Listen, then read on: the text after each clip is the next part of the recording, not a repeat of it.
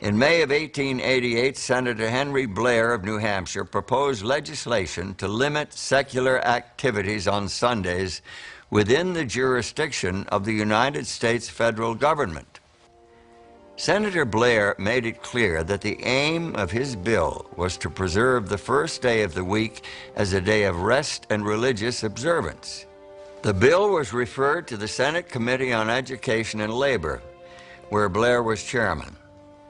Among those who raised objections to the proposed legislation was Alonzo T. Jones.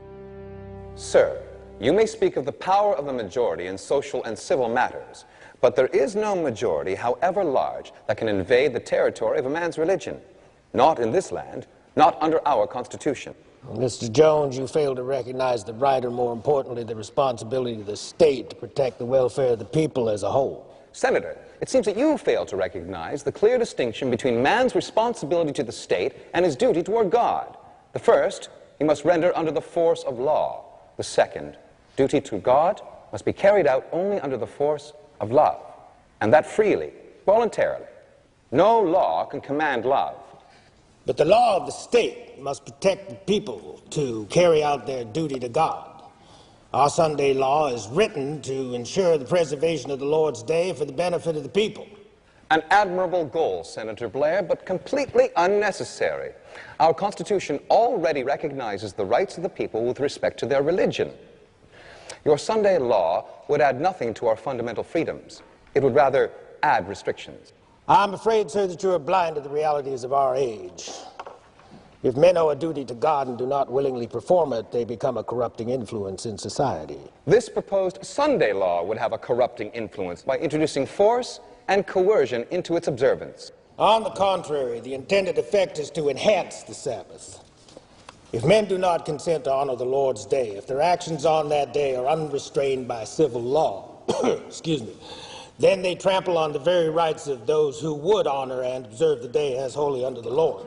With all due respect, Senator, can you not see that your Sunday bill proposes to trample on the rights of the religious minorities?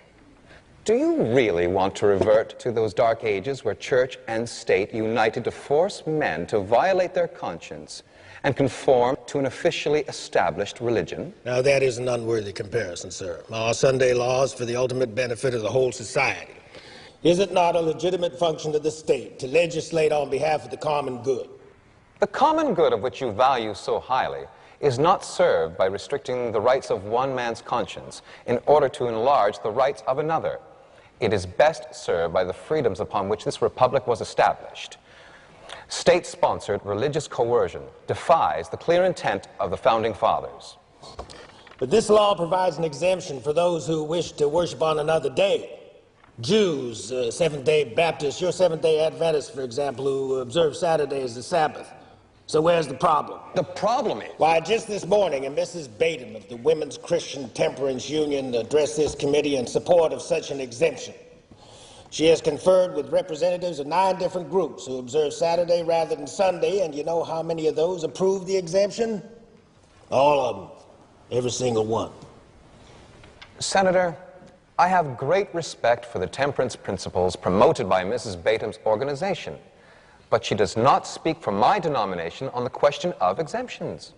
Come now, Professor Jones, are you about to object to exemptions that would certainly benefit your group and several others? Yes, sir. As a matter of fact, we do object. An exemption clause would not change the proposed law so as to modify our opposition. Here is the principle, Senator. If the law were just and perfect, an exemption would not be necessary. Another thing, an exemption clause is nothing other than a toleration clause in disguise. Toleration is not liberty. It is merely a form of condescension, the majority putting up with the opinions and convictions of the minority. Our Constitution guarantees not tolerance, but rights, and we claim those rights as American citizens.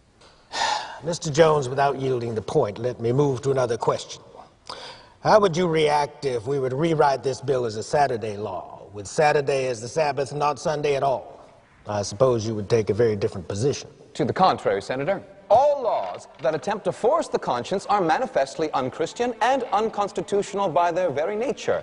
Therefore, Senator, we are against every Sunday law that has ever been made since the first one enacted by Constantine to the one you are proposing now. And if you changed it from a Sunday law to a Saturday law, we would oppose it just as firmly.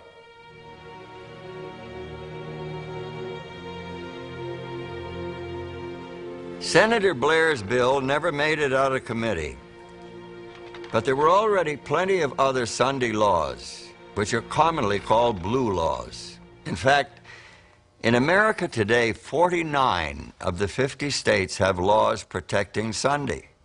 Alaska is the only exception.